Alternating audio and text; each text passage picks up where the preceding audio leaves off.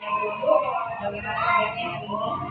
Waalaikumsalam, alhamdulillah kabar baik. Hari ini tuh saya ingin berkonsultasi terkait ini yang bisa diperiksa kepada kita di Mesir. Baik Bu, sebelum Ibu berkonsultasi, kira-kira apa yang ingin Ibu capai pada percakapan ini? Yang saya ingin capai itu saya ingin meningkatkan antusiasme akademik dalam pembelajaran yang akan saya lakukan. Iya, baik Bu. Sebelumnya, boleh Ibu ceritakan apa yang Ibu rasakan terkait pembelajaran yang Ibu ajarkan selama ini? Jadi Bu, akhir-akhir ini saya lihat proses pembelajaran yang saya lakukan itu siswa antusias dalam menerima pembelajaran yang saya berikan. Bahkan ketika saya memberikan soal, hanya ada 50% dari siswa yang mengerjakan soal tersebut. Oh begitu Bu. Menurut Ibu, kira-kira hal apa saja yang membuat murid-murid Ibu kurang antusias dalam pembelajaran yang Ibu lakukan? Jadi Ibu, setelah saya identifikasi kembali, ada beberapa yang mengakibatkan siswa kurang antusias dalam menerima pembelajaran itu, diantaranya seperti pembelajaran saya kayaknya sedikit membosankan, terlalu monoton, karena saya hanya menggunakan metode pembelajaran secara langsung, tidak melibatkan siswa secara aktif dalam pembelajaran. Oh begitu Bu. Kemudian kira-kira apa saja yang dapat membuat murid antusias dalam pembelajaran Ibu? Menurut saya itu murid itu memerlukan pembelajaran yang menyenangkan, yang asik, yang tidak monoton. Baik Bu. Lalu menurut pendapat Ibu, apa saja yang bisa membuat murid-murid asyik dan tidak bosan dalam pembelajaran Ibu? Menurut saya itu pembelajaran itu harus berperan pada murid, dan saya harus menggunakan metode pembelajaran yang efektif. Adakah metode pembelajaran efektif yang optimal yang Ibu terapkan pada saat pembelajaran? Baru-baru ini juga saya mendapat pelajaran tentang pembelajaran berdiferensiasi. Saya pikir metode pembelajaran ini bisa efektif dan saya gunakan dalam proses pembelajaran.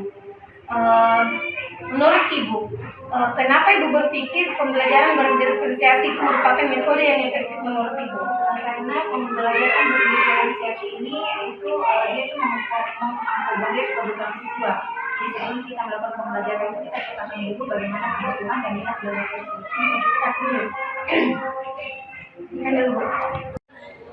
Baik Bu, jadi bagaimana rencana Ibu untuk meningkatkan antusiasme siswa Ibu? Jadi itu saya berencana untuk mendesain pembelajaran saya menggunakan pembelajaran berdiferensiasi pada materi perubahan energi yang akan saya ajarkan di kelas. Minggu lalu saya sudah melakukan pemetaan terkait gaya belajar siswa. Iya, bagus sekali rencana Ibu. Kira-kira persiapan apa saja yang Ibu akan siapkan untuk kegiatan pembelajaran besok? Begini saya sudah memiliki bayangan terkait konten yang akan saya berikan, khususnya dengan memberikan lembaga kerja yang berbeda sesuai dengan gaya belajar siswa, yang nantinya saya kelompokkan dan tentu saja produk yang dihasilkan akibat variasi. Ya, baik, bagus sekali persiapan Ibu. Selanjutnya, kira-kira apa komitmen Bapak terhadap rencana pembelajaran Ibu ini? Saya berkomitmen untuk menjalankan rencana saya tersebut dengan baik, dengan menyusun diferensiasi konten, proses, dan produk dengan optimal, sehingga saya mendapat pembelajaran yang saya inginkan. Ya, bagus sekali Bu. Mudah-mudahan semua berjalan dengan lancar sesuai dengan harapan Ibu. Amin. Terima kasih banyak Bu atas waktunya di sini.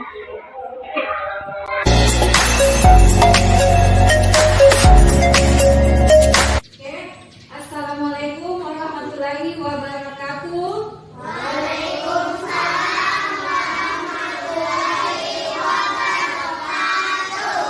Oke, selamat pagi anak-anak. Baik, Bagaimana kabarnya hari ini? baik, Ya, alhamdulillah ya, kita masih diberi kesehatan untuk hadir kembali ke sekolah kita ini ya. Oke, seperti biasa, sebelum mulai pelajaran, coba kita kelasnya titip teman yang untuk berdoa terlebih dahulu. Silakan Pak Pak, titip temannya. bersiap, berdoa,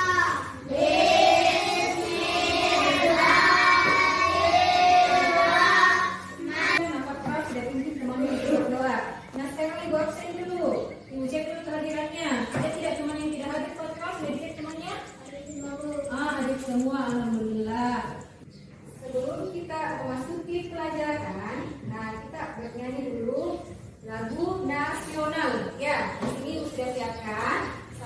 lagu nasional yaitu Indonesia Raya. Hafal semua ya? Oh ya. Oke, di atas juga itu ada teksnya. Silakan kalian baca, kalian lihat.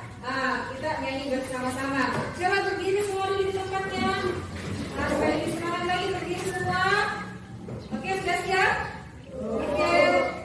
Kita nyanyi bersama-sama.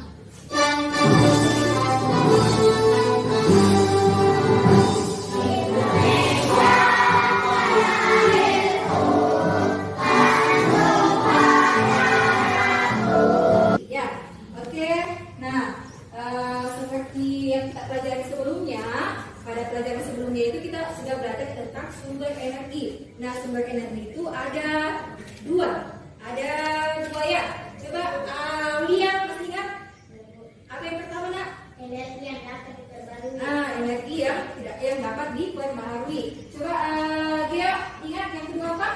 Energi yang tidak dapat diperbarui. Energi yang tidak dapat diperbaharui. Jadi sumber energi itu ada dua macam, yaitu dapat diperbaharui dan tidak dapat diperbaharui. Oke. Nah, pada hari ini kita akan membahas tentang menggali informasi terkait perubahan energi. Jadi perubahan energinya ini yang mau kita tahu, yang mau kita pelajari ya, sama hak dan kewajiban terkait penggunaan energi. Ya, oke, lanjut. Nah, sebelumnya Ibu bacakan dulu tujuan pembelajaran yang akan kita capai setelah kalian mempelajari. Ayo kawan-kawanku, belajar bersamaku, ajak-ajak energi dan perubahannya. Oke, selanjutnya, nah di atas perhatikan semua ke atas, anak-anakku semua. Simak dan amatilah video pembelajaran berikut. Jadi ada nanti ditampilkan sebuah video pembelajaran.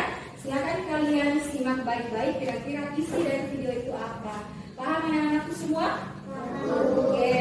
Nah, silakan diperhatikan baik-baik videonya.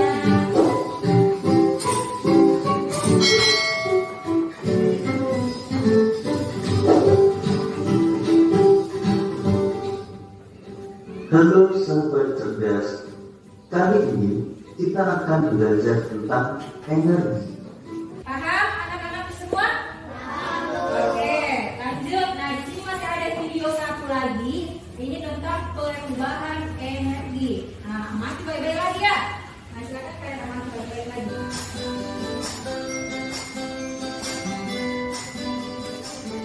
Assalamualaikum warahmatullahi wabarakatuh.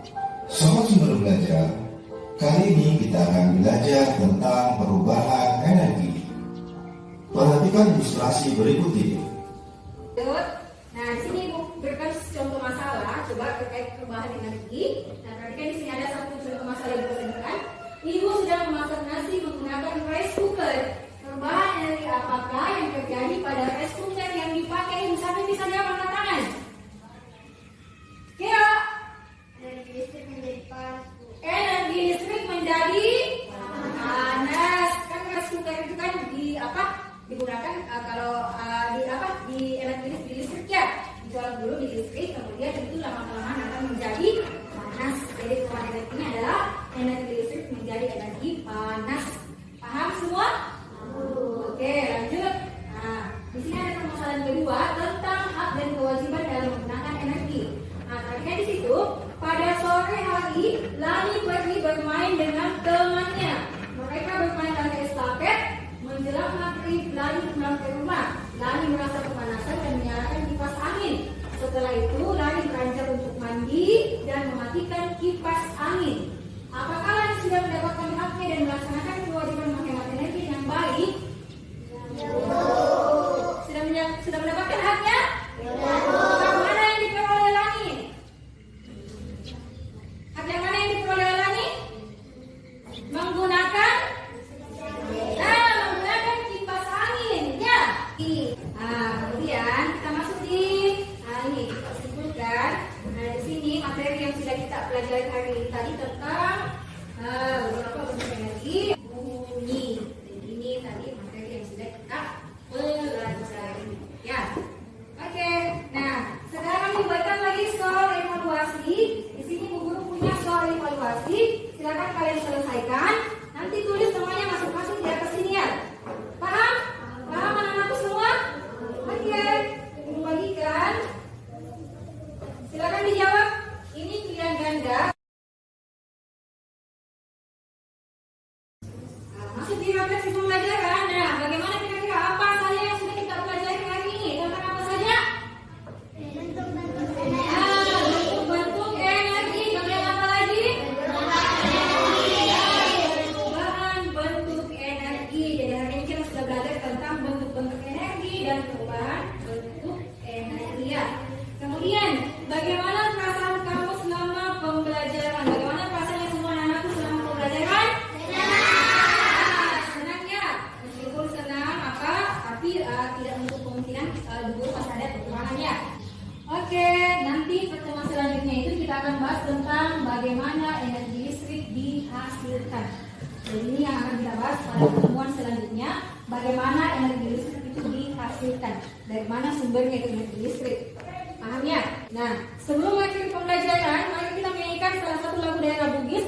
Nah, di sini Bu, meskipun kalian mungkin belum paham apa lagunya, tetapi Bu sajikan karena bagaimanapun kita harus tetap melestarikan budaya kita ya. Lagu daerah kita harus kalian tahu, ya.